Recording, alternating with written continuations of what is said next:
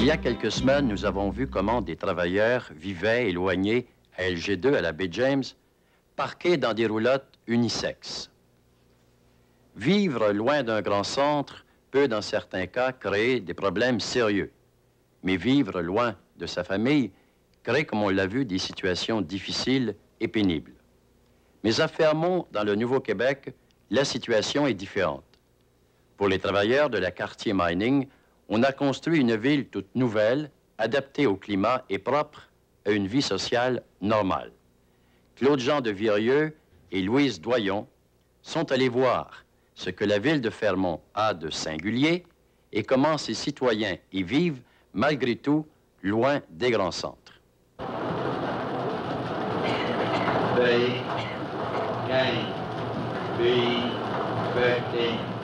Non, nous ne sommes pas dans le sous-sol de l'église de Sainte-Eulalie. Nous ne sommes pas non plus à Saint-Basile, ni même à Sainte-Anne. Nous sommes à Fermont, ville minière du Nouveau-Québec, à la frontière du Labrador, à 600 000 à vol d'oiseau de Montréal, en pleine terre vierge. Il y a là du fer en quantité. Le gisement du Mont Wright est l'un des plus grands du monde. Non pas que le minerai soit très riche, 35% seulement, mais il y en a pour au moins 75 ans. Et c'est la compagnie minière Québec-Cartier qui l'exploite. C'est un de vos camions, ça? C'est un des camions de 150 tonnes. Qui transporte le minerai de fer. Qui transporte le minerai de fer du Mont Wright au concentrateur et concasseur. Monsieur Boissé, pourquoi votre compagnie a-t-elle décidé de construire une ville comme Fermont?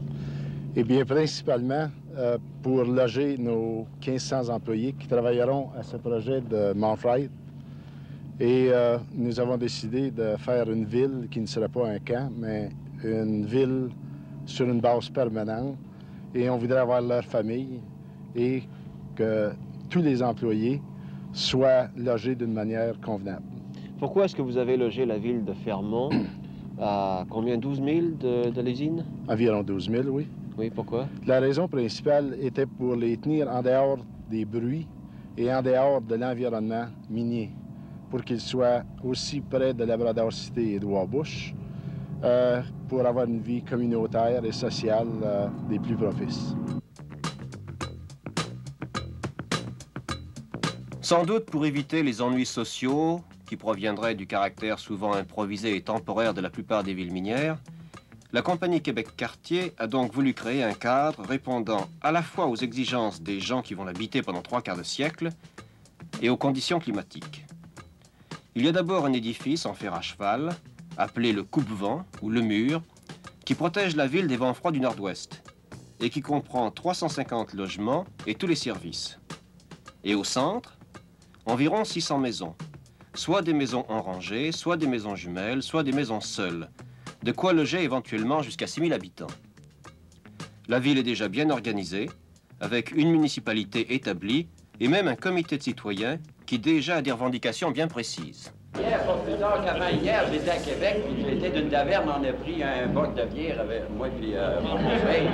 On a payé 2 piastres et 70 le pot, puis c'était le vent de 4 piastres à 20 à taverne.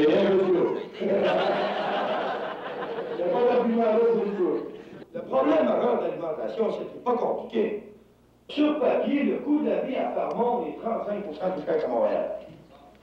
Prouvé, c'est sur papier, ça. Ça, il n'y a pas personne qui peut argumenter ça. Vous avez une comparaison, ça coûte 45 piastres pour monter un char de Montréal à Sept-Îles, puis ici, on paye 65-600 piastres plus cher. Puis Sept-Îles, c'est moins loin de Wabush, puis de Fermont, que de Montréal à Sept-Îles. L'autre 500 piastres, je ne sais pas pourquoi. La tabagie paye 3200 piastres de loyer par mois.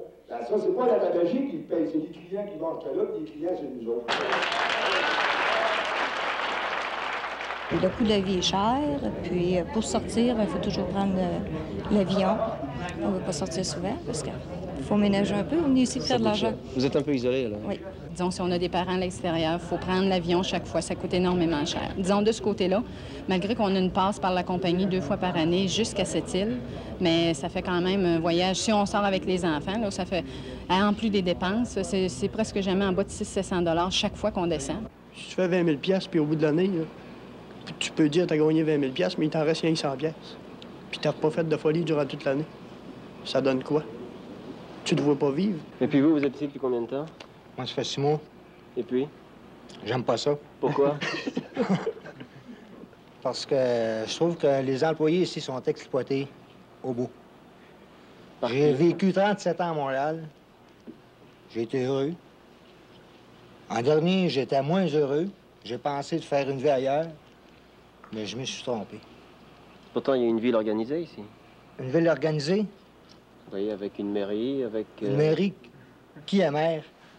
Comme la population était toute nouvelle et pas assez nombreuse, c'est le gouvernement provincial qui a nommé les premières autorités municipales, maires et conseillers, sur recommandation de la compagnie d'une part et du syndicat d'autre part. La distribution au conseil municipal est assez favorable. Pour la population, c'est assez représentatif. Je crois que moi-même, je suis assez représentatif.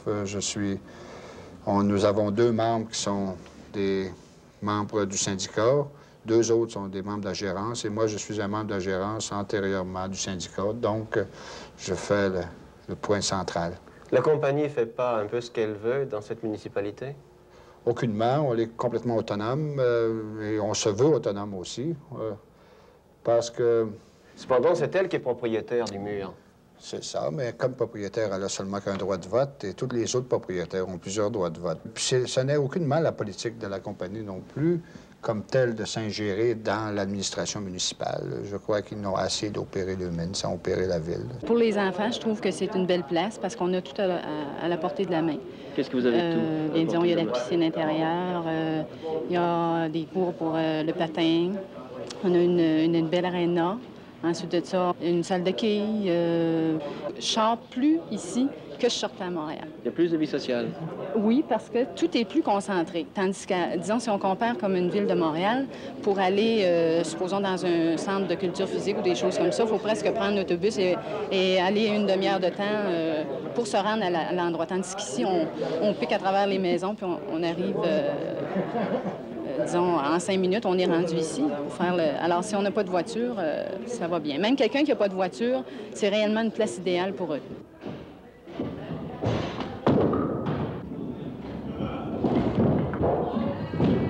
Qu'est-ce qui te plaît le plus?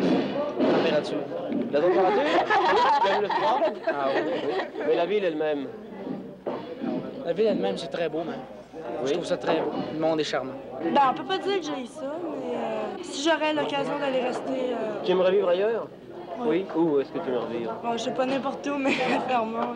C'est assez plaisant parce qu'on peut sortir et on peut se divertir. Mais tu peux sortir finalement, c'est tout à l'intérieur d'un même petit cercle. Oui, mais quand même, tu peux te promener, au moins tu peux sortir de chez vous.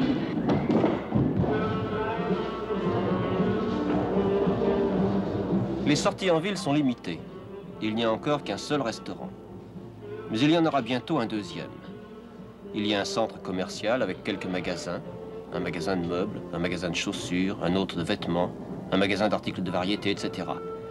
Il y a un supermarché, assez bien approvisionné ma foi. Il y a aussi une banque et, depuis 2 semaines, il y a une salle de cinéma. C'est bien, mais on a vite fait le tour de ce centre commercial et c'est toujours la même chose. Ça fait seulement qu'une semaine aujourd'hui que ma femme est arrivée.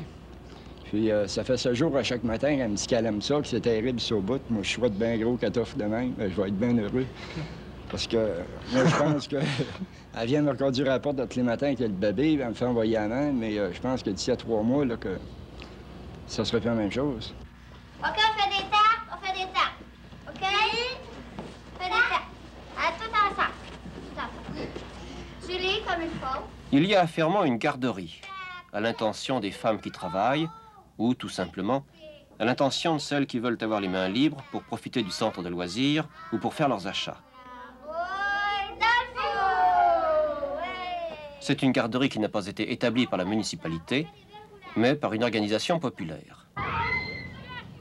L'école est située à l'une des extrémités du mur, avec près de 400 élèves à l'élémentaire et 120 au secondaire, qui cependant s'arrêtent au secondaire 4, après quoi les élèves doivent s'expatrier. Moi, j'ai le cas avec ma fille Nicole ici, elle a 13 ans. Dans 2 ans, elle s'en va. Ça veut dire, à 15 ans, elle quitte le domicile familial. Mais qui est-ce qui va payer pour ses études? C'est vous? Ça, c'est nous.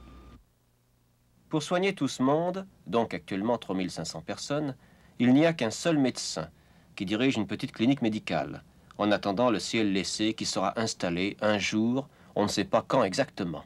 Disons qu'on peut faire de la médecine pas mal bonne quand même, parce qu'on peut envoyer les gens à la cité, mais c'est très mal commode pour eux, parce que quand même là-bas, il y a beaucoup de problèmes de langue.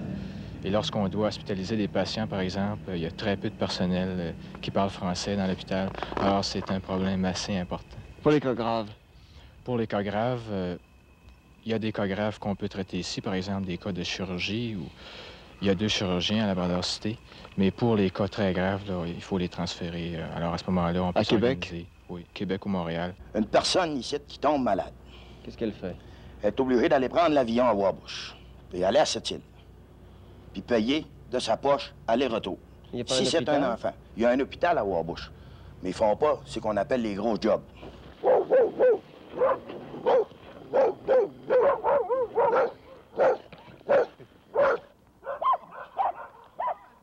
Fermont, en dépit de tout, c'est quand même une ville fermée. D'abord parce qu'elle est isolée du reste du Québec. Il n'y a pas de route pour descendre à Sept-Îles ni à Baie-Comeau. Ensuite parce qu'elle dépend encore beaucoup de la bonne volonté de la compagnie Québec-Cartier, qui demeure propriétaire du mur, l'édifice principal, et qui fournit une subvention annuelle d'1,5 million de dollars, presque la moitié du budget municipal. Autrement dit, la ville n'est pas viable sans la compagnie. Mais notre problème majeur ici, c'est le gouvernement provincial et fédéral, les deux. On n'a pas de route. Tous les députés qui ont passé, ils nous ont promis des routes, ils n'ont jamais fait. Qu'ils soient libérales, qu'ils soient la couleur qu'ils voudront, c'est la même chose. Moi, comme maire, mon rêve, ce serait, au lieu d'aller commander à une compagnie minière 1,5 million pour balancer mon budget, j'aimerais que le ministère des Affaires municipales balance mon budget d'1,5 million. Et je penserais que ce serait plus normal, comme citoyen de la province de Québec, qui se veut que je voudrais être un citoyen de la province de Québec à part entière. Mais je ne le suis pas, parce que je dépends d'une compagnie, au lieu de dépendre d'un gouvernement que j'ai tous les droits d'exiger des services qu'ils ne me donnent pas. Éventuellement, nous voulons que cette ville soit une ville non pas minière, comme la majorité des compagnies minières, mais une ville indépendante qui aura son propre, sa propre destinée. Mais pendant 75 ans, parce que c'est le temps que va durer le gisement. Le gisement durera en excès de 75 ans au volume présent. Je ne ressens pas le besoin de m'en aller, de sortir ici. Parce que ce que j'aime, je le trouve ici.